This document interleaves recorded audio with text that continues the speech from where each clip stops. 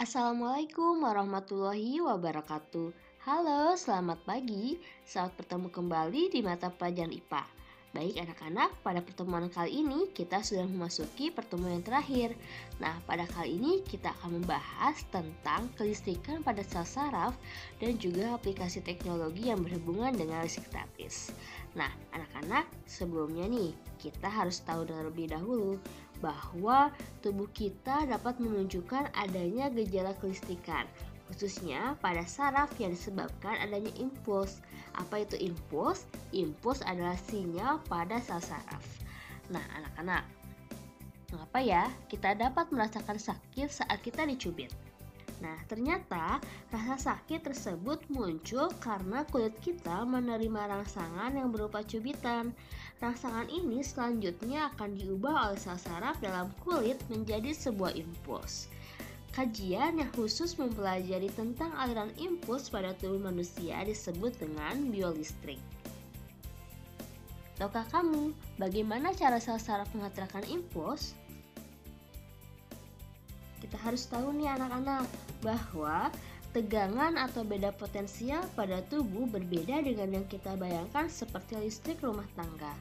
Kelistrikan pada tubuh hanya berkaitan dengan komposisi ion yang terdapat dalam tubuh, bukan listrik yang mengalir seperti pada kabel listrik di rumah-rumah. Nah, anak-anak, ini adalah gambar ilustrasi muatan listrik pada sel saraf. Sel saraf menghantarkan impuls karena terjadi pertukaran ion-ion di dalam dan di luar membran sel saraf. Pertukaran ion tersebut tidak dapat terjadi begitu saja tanpa adanya rangsangan.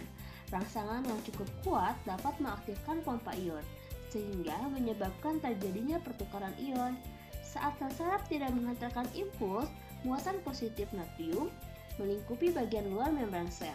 Pada kondisi demikian, membran sel saraf bagian luar bermuatan listrik positif dan membran sel bagian dalam bermuatan listrik negatif, yaitu ion klorida. Nah, sistem saraf sebetulnya berfungsi untuk mengontrol seluruh aktivitas tubuh, di mana fungsi dari sistem saraf ini pertama, dia akan menerima rangsangan, lalu mengolah rangsangan, dan juga mengirimkan rangsangan yang nantinya akan diteruskan ke panca indera. Masih kata kamu, apa saja organ yang termasuk panca indera? Ya, tentunya ada kulit, ada mata, ada lidah, ada hidung, dan juga ada telinga. Nah, ini adalah gambar daripada struktur neuron atau struktur daripada sel saraf. Pertama ada dendrit. Kita lihat di sini bahwa dendrit merupakan bagian dari sel saraf yang berfungsi untuk menerima impuls dari sel lain dan meneruskannya ke badan sel. Ini adalah badan sel. Nah, badan sel ini fungsinya untuk meneruskan impuls dari dendrit ke akson. Apa itu akson? Akson adalah bagian dari sel saraf yang fungsinya untuk meneruskan impuls dari badan sel saraf ke sel saraf lain dan juga ke sel otot atau ke sel kelenjar. Lalu ada yang namanya selebung mielin. Selebung mielin ini fungsinya mempercepat impuls saraf dengan membantu terjadinya loncatan muatan. Dan yang terakhir adalah nodus Ranvier. Nodus Ranvier ini fungsinya adalah sebagai tempat terjadinya tarik-menarik muatan listrik di membran sel saraf. Lalu, tahu nggak sih anak-anak bahwa pada sel saraf juga terdapat isolator listrik yaitu selubung mielin. Nah, kita harus tahu bahwa yang namanya sel saraf sering diibaratkan seperti kabel listrik karena memiliki bentuk dan mekanisme kerja yang hampir sama. Mari kita perhatikan gambar berikut ini. Ini ada gambar tentang berkas sel saraf dan juga kabel listrik. Setiap sel saraf memiliki satu akson yang mendukung terjadinya perlambatan atau hantaran arus listrik. Selain akson, penghantar listrik lain di dalam tubuh makhluk hidup adalah cairan tubuh. Cairan tubuh dapat berupa darah, cairan jaringan, dan sitosol yang terdapat dalam sitoplasma sel. Pada sel saraf juga terdapat isolator listrik, yaitu selubung mielin pada akson. Nah, ini dia selubung mielinnya yang dikatakan sebagai isolator listrik.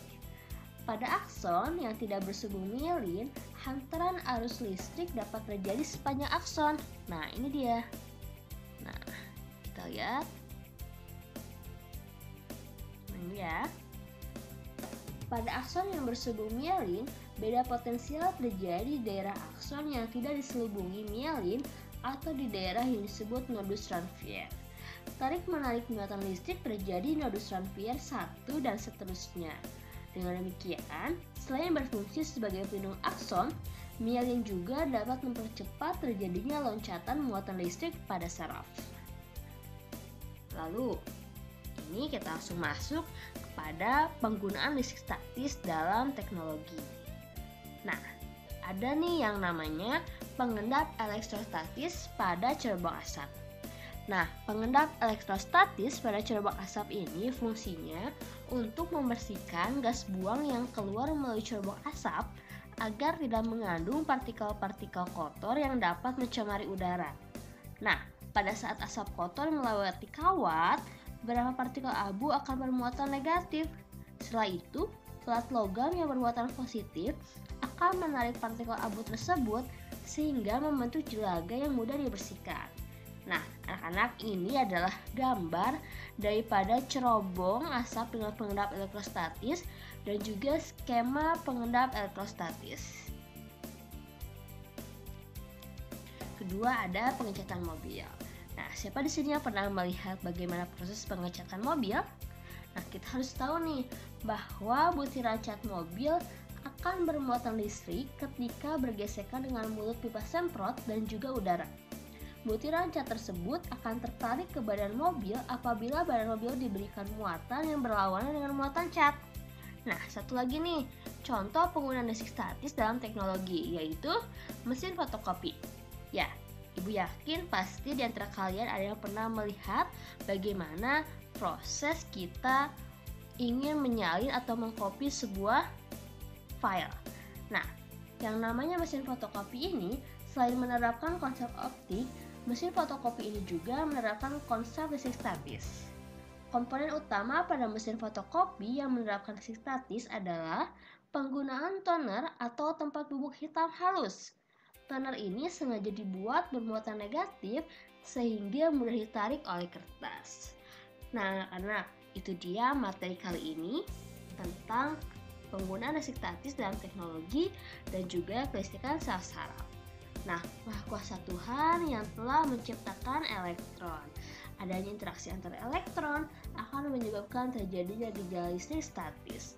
Karena adanya listrik statis ini, kita dapat melakukan berbagai aktivitas dengan lancar, baik pada siang hari maupun malam hari. Nah, anak-anak, itu dia materi kita hari ini tentang kelistrikan pada sel saraf dan juga penggunaan listrik statis dalam teknologi.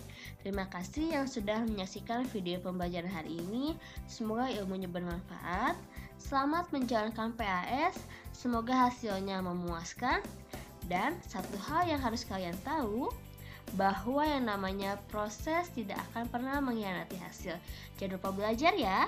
Terima kasih. Wassalamualaikum warahmatullahi wabarakatuh.